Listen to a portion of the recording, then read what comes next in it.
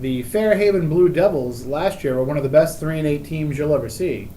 I think they had a lot more talent than their record indicates, but then that's how things go, especially with the way things got shifted around last year with new formats and new teams everybody was facing. Yep. But And they are in the B division of the SouthCoast Conference, but they still play A division teams like Apponequet, Dighton, Rehoboth.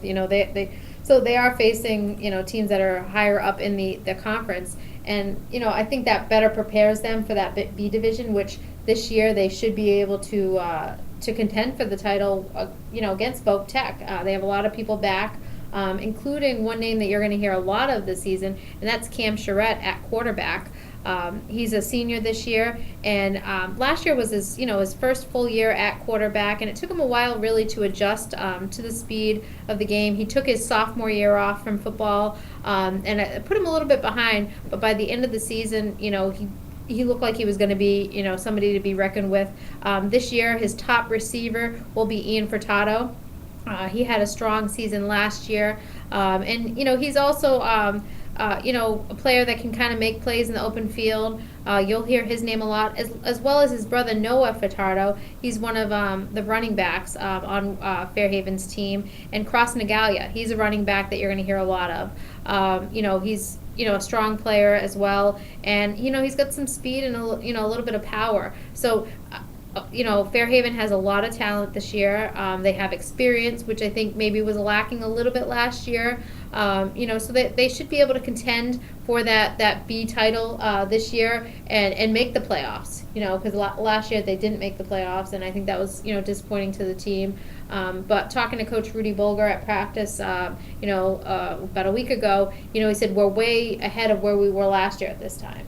But they have a tough schedule. They open at Apponequet, which if you've talked to anybody in the SouthCoast Conference, they think that that's the team to be in the A division. Mm-hmm. So it's not they don't have too many easy games. They also play Dighton Rehoboth as well early on. So there's going to be some big challenges, but I think those games will get them ready, for facing Vogue and for facing some of the other teams in the B tier.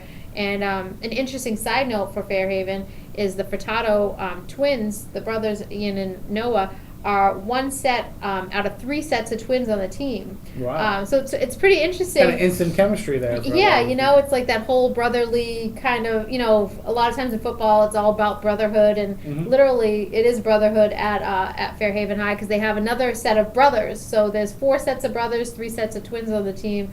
So it's and I think all 3 sets of twins, they all look alike, so it makes it tough for the coaching staff sometimes to know who you're calling out on the field, and you can't just call them by the last name. You gotta call them by the first name and then confirm it. Right. Yeah, I can imagine the fun they can have with that. Yeah. And I can imagine how Rudy will take that fun too. Like, come on, guys, stop screwing around. Yeah. Well, I think with the practice I was at, when he was asking one of the Raymond brothers to come out, he said, is it Brett or Bo? Who are you? Okay. Yeah. Oh yeah, that's who I wanted. Okay, get out here. So it's a little challenging for him as well early on, but it's kind of a neat little fun note. It definitely is, and it'll make it more fun for the crowd to watch too. So. And if you would like to follow along with the Blue Devils and all things South Coast High School sports, you can follow us at SC_varsity on Twitter. Tweet us your pictures, your videos, your thoughts, your game scores, everything that you want to send to us. That's the way to do it.